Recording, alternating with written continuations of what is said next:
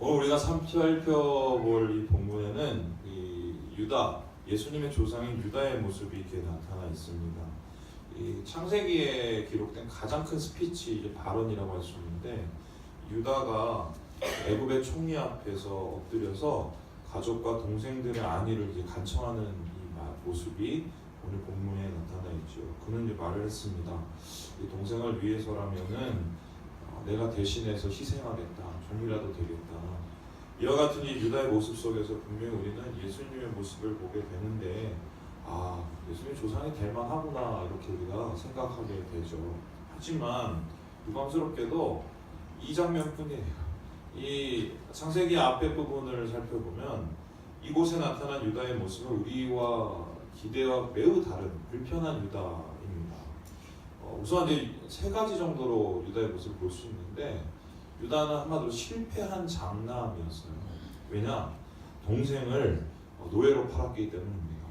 사실 유다는 이제 장남이 아니라 네 번째 아들인데 장남이 되어버렸어요. 왜냐하면은 첫 번째의 아들 루벤의 아버지의 첩과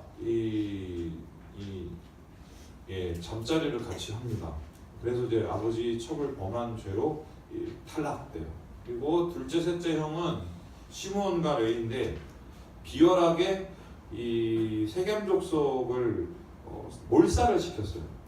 이것 때문에 가족을 위험에 빠뜨렸는데, 이것 때문에 이제 아버지의 미움을 사서 장남에서 이제 탈락하게 됩니다. 그리고 자연스럽게 넷째인 유다에게 이 장자의 권위가 넘어와서 이 가족을 돌보고 또한 아버지의 권리를 이어받을 그런 사람이 되지요. 이 맏형은 어쩌면은 동생 돌보는 게 우선이고요. 아버지의 마음 잘 헤아려서 돕는 것이 당연할 것입니다. 그런데 유다는 장남에 걸맞지 않은 치명적인 과오를 저지르게 되지요. 우리 함께 37장 27절 말씀을 같이 한번 읽어보겠습니다. 시작. 자, 그를 이스마엘 사람들에게 팔고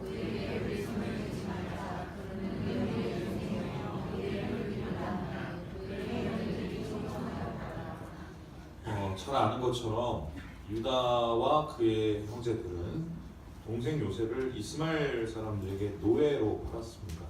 20냥, 은화 20냥을 받고 팔았어요. 근데 이 일은 유다 혼자 한 것이 아니라 10명의 형들이 같이 동참을 했죠. 평소에는 그렇게 나뉘어지더니 이 일만큼은 한 마음이 돼서 동생을 미워하고 팔았어요. 맨 처음에는 요셉을 구덩이에 넣고 죽이자고 했습니다. 그런데 유다가 이 노예로 팔아서 돈이라도 벌자, 이렇게 제안을 하고 그것이 받아들여지게 되는 것이요. 그래도 목사님, 죽이는 것보다는 팔리는 게 낫잖아요, 이렇게 얘기할 수 있겠지요. 더구나 유다가 이 얘기를 했기 때문에 목숨이라도 부지한 거 아니니까 이렇게 말할 수 있겠지만, 한번 생각해 보세요. 여러분, 친동생을 노예로 팔 수 있는 사람이 몇 명이나 되겠어요, 그죠? 더군다나 요셉이 아무리 잘못을 했어도요, 이때 요셉의 나이가 10대 청소년이었어요. 질풍노도의 시기. 그러면은 어느 정도의 잘못을 했더라도 어느 정도 허용해주고 감싸 안아줘야 될 나이거든요.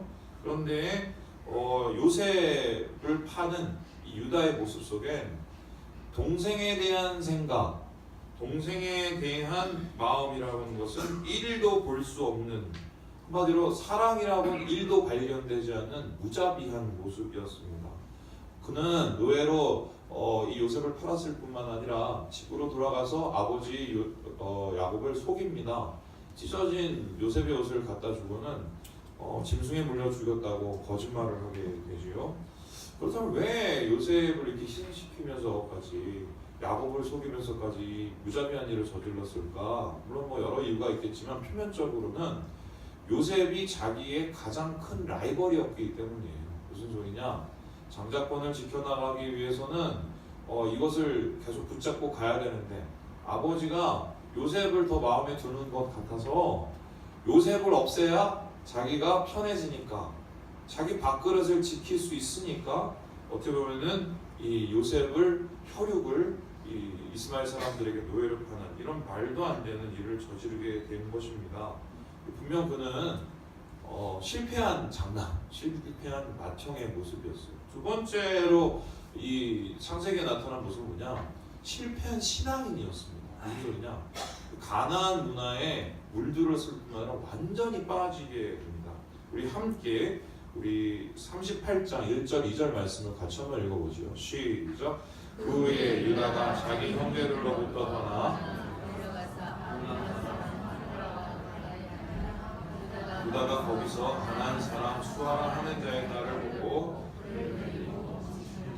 어떤 이유에서인지 모르겠지만 유다는 아버지를 떠나고 가족을 떠나서 아둘람으로 내려갑니다.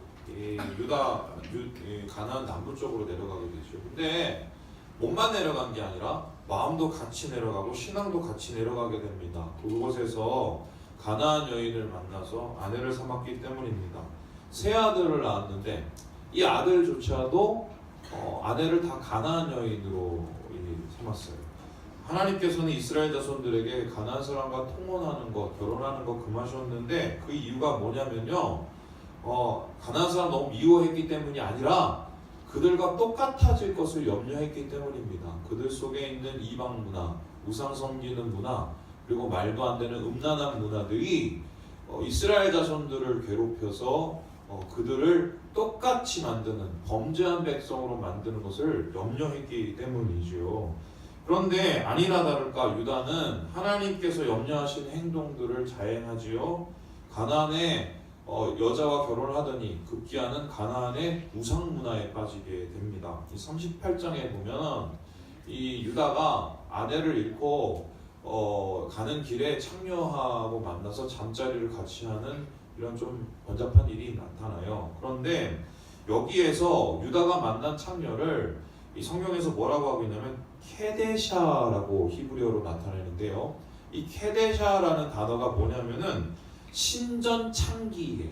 그러니까 당시에는 이 여신을 섬기는 이 풍요 여신을 섬기는 이 신전에 여자 이 사제들이 있었는데 말이 사제지 몸 파는 여자들이었습니다. 그런데 이 남자들이 수확을 하러 가거나 아니면 뭐 씨를 뿌리러 가고 중요한 이 농경이나 목양을 할 때 올라가는 길에 이 신전에 들려서 이 여자들하고 밤을 같이 지내고 문란한 성생활을 합니다. 왜냐하면 그렇게 하면은 풍요를 준다고 믿었어요, 여신이. 그래서 오늘 이 유다 역시 양털을 깎으러 가는 길에 창기를 만났거든요. 그렇다면 그가 얼마나 신앙인으로서 자존심을 버렸는지를 보게 되지요. 혈통적으로 아브라함의 자손이라는 것 말고는 그에게서 거룩이라고는 눈꽃만큼도 찾아볼 수 없는 상황이었습니다.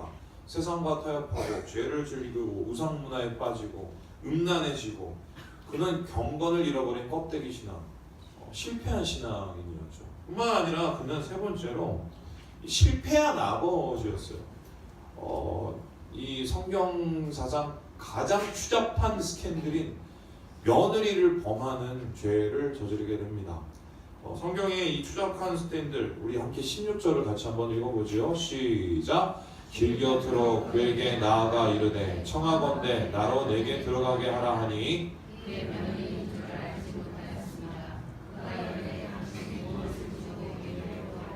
성경의 추잡한 스캔들이 크게 두 가지가 있는데요. 롯이 자기들 딸과 잠을 자서 애를 낳은 겁니다.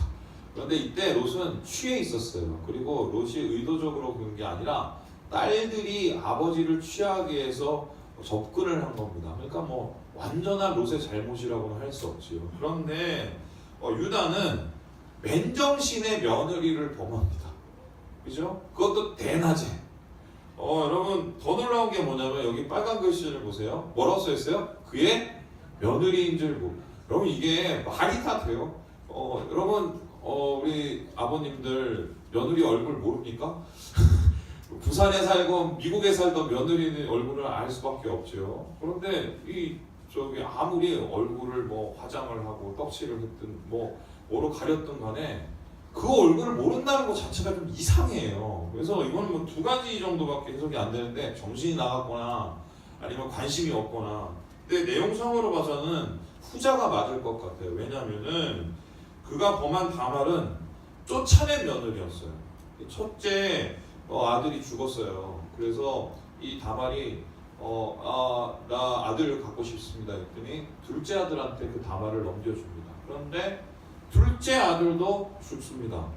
그러고 나서 이제 다말은 나에게 계대를 이을 자손을 주십시오 이러면서 셋째를 요구를 했어요. 그 셋째가 셀라라는 아들이었는데 이 유다는 셀라가 아직 어려서 좀 그럴 때가 안 되니까 집에 가 있어 나중에 부를게 이렇게 했어요. 근데 말이 부른다는 거지 그러고는 잊어버리고 아예 생각지도 않고 내쳐버린 것입니다. 왜냐하면 나머지 남은 아들마저 빼앗길까 봐. 근데 결과적으로 이 형령법 성경의 법에 따르면 형수 취수 제도라는 것이 있는데 자녀 낳을 때까지 이렇게 계대를 잇도록 도와줘야 되는 게 하나님의 법이었어요. 근데 유다는 이를 실천하지 않고 매몰차게 다말을 쫓아냈을 뿐만 아니라 나중에 이 다말이 임신했다는 소식을 듣고 그때까지는 아무런 관심도 없던 유다가 다말을 쫓아가서 불태워서 죽이려고 합니다. 그러니까 이게 뭐 스캔들을 뭐 내려놓고서라도 이건 아버지라고 말하기에는 너무 부끄러운 모습인 거예요. 그래서 이 불륜의 장소에서 다시 그녀를 보고 자신의 불륜을 고발하는 다말 앞에 무릎을 꿇는 아버지, 이게 이 유다의 이 껄끄러운 면모인 것이죠. 여러분, 동생 팔아먹고 며느리 범하고 이에 걸맞는 표현이 하나 있죠. 뭡니까? 바로 콩가루 집안이라는 겁니다. 그렇죠? 콩가루 집안, 요즘에는 이제 콩가루 집안이라고 안 하고 배지밀 패밀리라고 하더라고요. 이게 뭔가요? 이제 집안이 분란이 일어나거나 가족 구성원이 모두 제멋대로인 엉망진창인 집안을 얘기하는 거죠. 왜 콩가루 집안이라고 했더니 두 가지더라고요. 첫 번째, 가루가 나도록 부서지잖아요. 그러니까 깨어진 가정. 그래서 영어로 콩가루 집안을 번역하면 broken family예요. 깨어져 버린 가정. 뭐 어느 것 하나 이 정상이 아닌 가정을 뜻하는 거고요. 두 번째는 뭐냐면 많은 가루 중에 쌀가루도 뭉쳐지고 밀가루도 뭉쳐지는데 콩가루는 뭉쳐져요? 안 뭉쳐져요? 안 뭉쳐진대요. 집에 가서 제가 해보지는 않았는데 안 뭉쳐진대요. 왠지 물어봤더니 이 글루타민이라는 효소가 있어서 다른 거는 이렇게 뭉쳐지는데 콩가루는 그게 없대요. 그래서 이 떡을 콩가루에 묻힌 이유가 맛있으라고 그런 게 아니라 사실은 떨어져 있으라고 이렇게 일부러 그렇게 한 게 유래가 됐다고 하더라고요. 한마디로 집안이 따로따로 논다는 소리죠. 위계도 없고 위에도 없고 유다가 콩가루 집안의 사람이 된 것, 한마디로 어떤 이유 때문일까? 왜 이 사람이 이토록 완전히 망가진 아버지의 망가진 자식의 또 망가진 신앙인이 되어버렸을까? 오늘 우리는 이 44장에 나오는 본문의 고백을 통해서 그 원인을 찾게 됩니다. 우리 27절을 같이 한번 읽어보죠. 시작! 주의 종 우리 아버지가 우리에게 이르되. 여러분, 이게 잘 보면 굉장히 기분 나쁜 얘기예요. 왜냐하면은 야곱의 아들은 몇 명입니까? 12명이에요. 12명. 12명을 몇 명의 아내에게서 낳았죠? 4명의 아내에서 낳았습니다. 2명의 아내와 2명의 첩이죠. 그러면은 딸까지 한 명 더 있으면 13명의 자녀란 말이에요. 그런데 야곱이 그의 아들들에게 뭐라고 얘기하냐면 아들이 몇 명? 나는 2명. 아내는 몇 명? 1명. 그럼 나머지 10명의 아들과 4명의 아내는 도대체 뭐예요? 나는 니네를 아들이라고 인정한 적이 없다는 소리죠. 한마디로 사생아 취급을 했다는 것입니다. 여기서 말하는 아내는 라헬을 뜻하고 2명의 아들은 라헬이 낳은 요셉과 베냐민인데요. 이 한마디로 이 평생 같이 살면서도 아들을 아들답게 여기지 않은 거예요. 이 둘만 싸고 돌아오고 하나마저 잃어버리는 거죠. 그래서요, 아무리 마음이 그렇게 한 사람에게 이렇게 가더라도 마음으로 감추고 있으면 그만인 것을 그걸 입으로 표현하기까지 합니다. 얼마나 엉망이면. 그래서 이 유다를 이렇게 실패한 아버지와 콩가루 집안의 이 자식으로 만든 이유가 뭐냐면 아버지의 잘못된 사랑, 편애 때문에 그렇게 된 것입니다. 평생 자신 사랑해주지 않고 베냐민만 의지해 사는 야곱, 분명히 섭섭했을 것이고요. 불만이 많았겠죠. 뿐만 아니라 자기의 엄마인 레아는 아예 안중에도 없고 항상 2등급이에요. 2등급. 그러니까 그런 인생을 살았으니 마음속에 뭐가 자라요? 분노가 솟아오르게 되죠.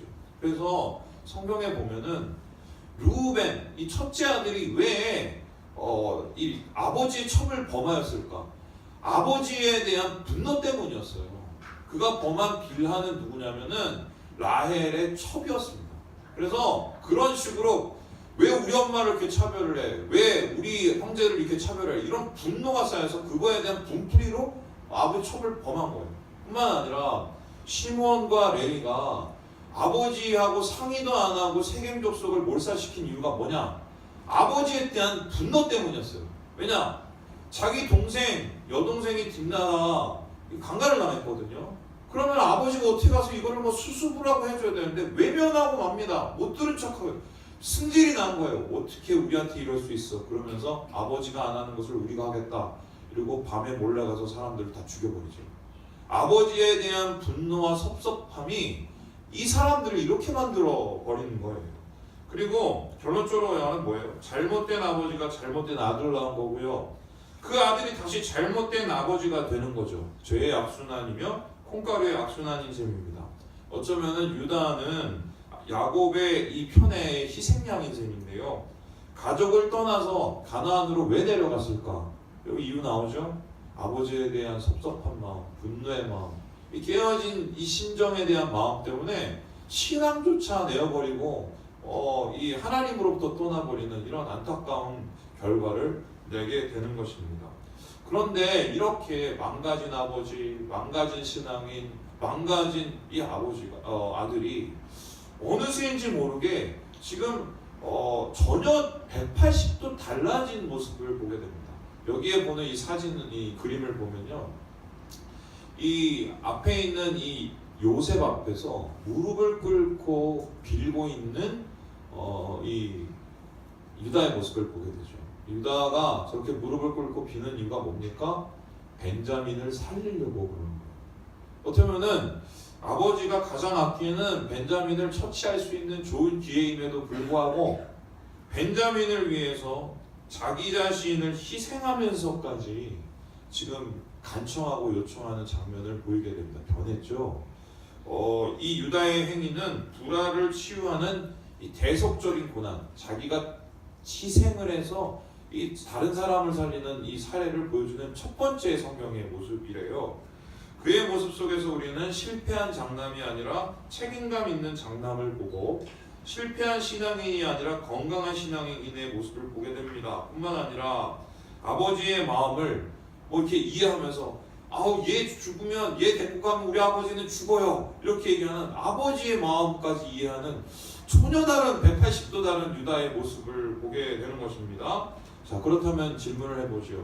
그렇게 엉망이었던 유다가 무슨 일이 일어났길래 이렇게 변해버렸을까? 그렇게 요셉과 벤자민 미워하던 유다가 도대체 어떤 일을 겪었길래 벤자민을 구하려고 그렇게 자신을 희생하는 사람이 되었을까? 그렇게 아버지가 싫어서 아버지 품을 떠나고 가족을 떠났던 유다가 도대체 어떤 일이 일어났기 때문에 아버지의 마음을 이해하고 아버지를 감싸는 이런 아들이 되었을까?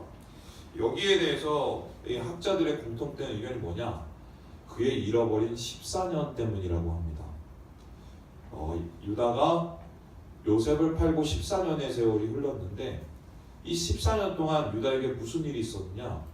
지독한 고난을 겪게 돼요. 그런데 그 고난이 어떤 고난이냐? 아버지와 같은 고난. 왜요? 아버지가 누구를 잃었어요? 아들을 잃었죠? 그리고 누구를 잃었습니까? 사랑하는 아내를 잃었죠. 똑같이 유다도 아들을 잃고 사랑하는 아내를 잃었어요. 또 뿐만 아니라 아버지와 똑같은 실수를 한 거예요. 무슨 소리예요? 아버지는 라헬과 또 요셉을 감싸고 자기 사랑하는 사람을 끼기 위해서 다른 사람을 희생시켰습니다. 그것이 아들이고 다른 아내일지라도. 똑같이 유다도 자기의 하나 남은 이 셀라라는 아들을 지키기 위해서 며느리를 처참하게 밟아버려요. 한마디로 이 비뚤어진 사랑의 모습을 똑같이 실수를 한 것이죠. 그러니까 같은 고난을 겪고 같은 실수를 하면서 결론적으로 이 사람이 14년의 같은 자책의 세월을 보냅니다. 이 자책의 세월을 보내는 이 삶 속에서 유다가 조금씩 변하게 되는데요. 우리는 오늘 이 말씀, 이 38장 26절 속에서 그의 변하는 모습의 단서를 보게 돼요. 우리 함께 이 26절 말씀을 같이 한번 읽어보죠. 시작. 유다가 그것들을 알아보고 이르되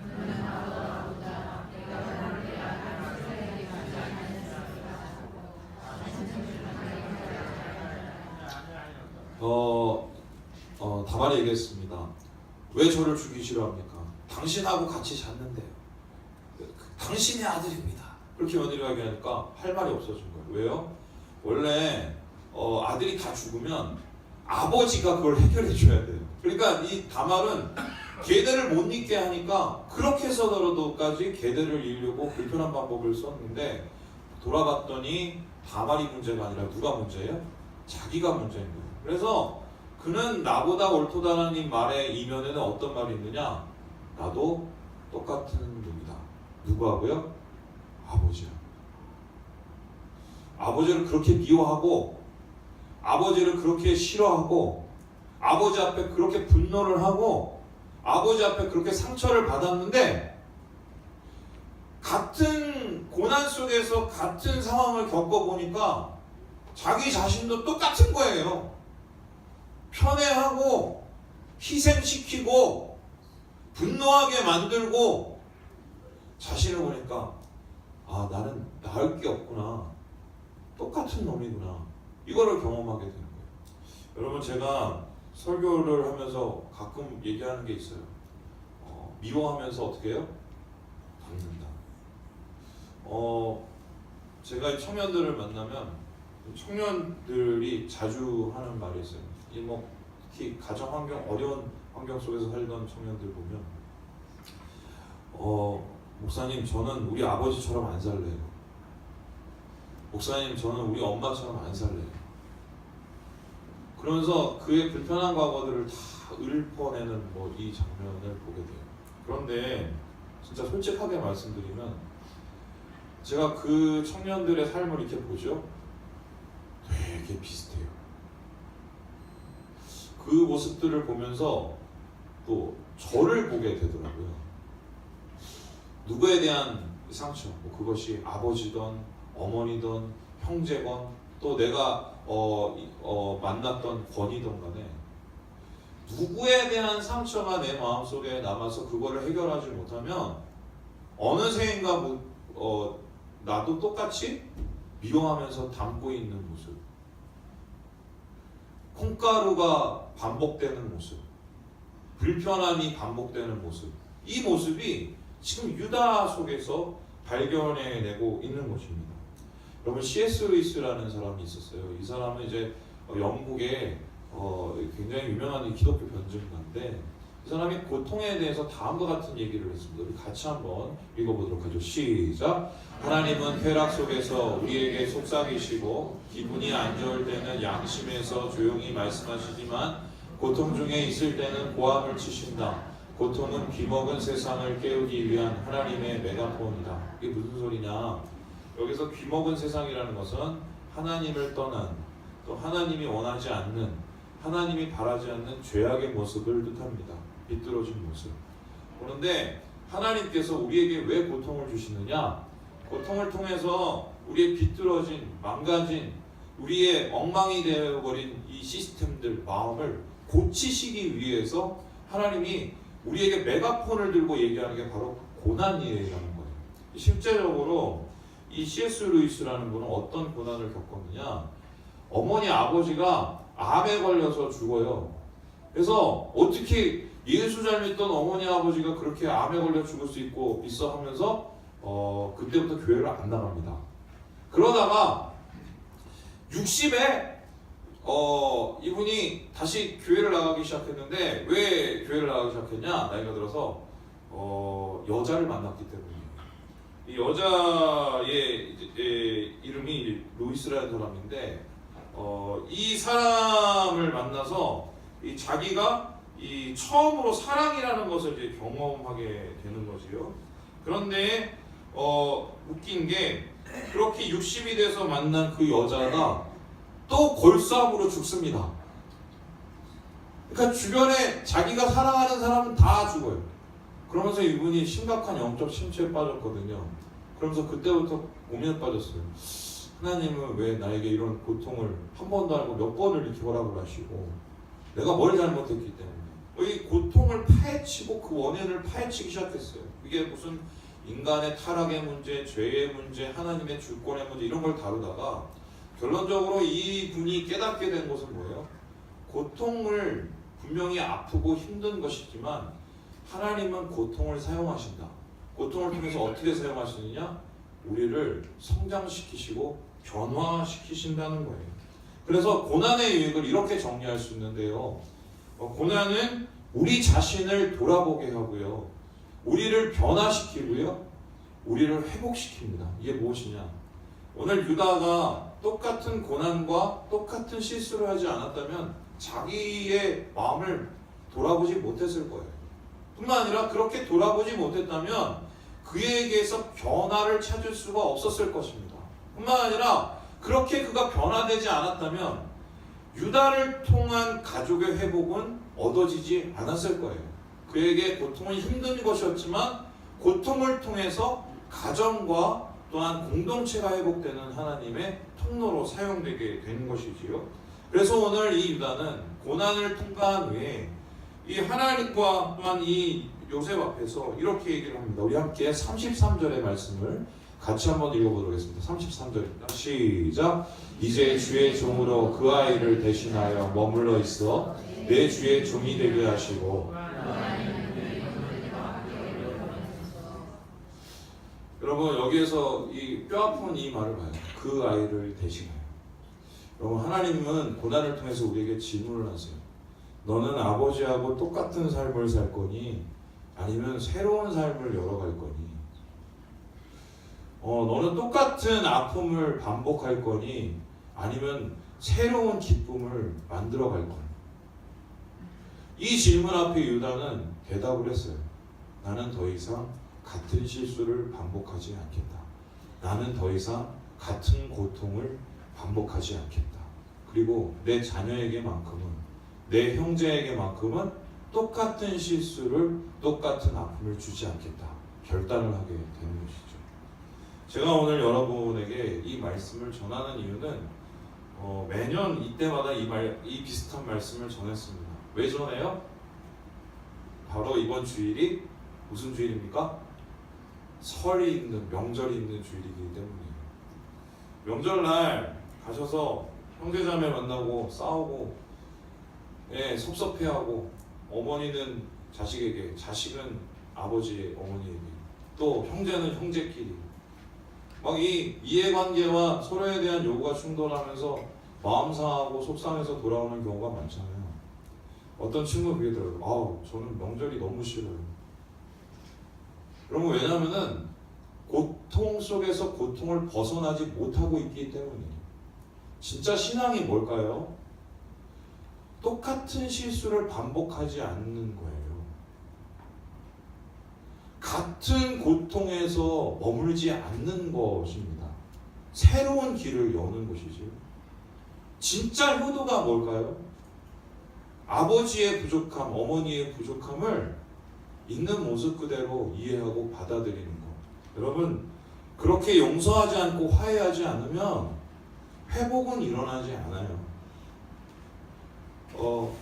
아무리 좋은 환경과 좋은 상황이 된다 할지라도 내 마음속에 있는 누군가를 향한 분노, 누군가를 향한 이 미움이 내버려지지 않으면 절대로 가정은 회복되지 않습니다. 예수님께서 왜 유다의 자손이 되셨는가? 이 유다를 좇아서 똑같이 희생의 제물이 되셨기 때문입니다. 우리 함께 에베소서 말씀 읽고 마무리하지요. 시작. 그는 우리의 화평이신지라 불로 하나를 만드사 원수된 것 곧 중간에 막힌 담을 자기 육체로 하시고. 여러분, 예수님께서 이 세상에 와서 제일 잘하신 게 뭐냐면 십자가를 주신 건데, 십자가를 왜 주셨냐? 찢어진 것을 다시 하나 되게 하시기 위해서 자기를 희생하신 것입니다. 마치 유다가 종이 되면서까지 벤자민을 구하려고 했던 것처럼 오늘 예수님도 우리 모든 인류의 깨어진 관계를 회복시키기 위해서 자기 자신을 십자가 위에 내어 던지시는 거예요. 우리는 작은 예수죠? 예수님을 따라 십자가 져야 되는 사람입니다. 그러면 우리가 져야 될 십자가의 장소는 어딘가요? 우리의 가정, 우리의 공동체. 거기에서 우리가 품지 않고 우리가 열지 않으면 그것을 해줄 수 있는 사람은 아무도 없어요. 우리 한번 이렇게 따라해 봅시다. 내가 해결하겠습니다. 내가 죽겠습니다. 내가 종이 되겠습니다. 우리 옆에 형제 자매에게 얘기합시다. 내가 종이 될게요. 거짓말하지 마세요.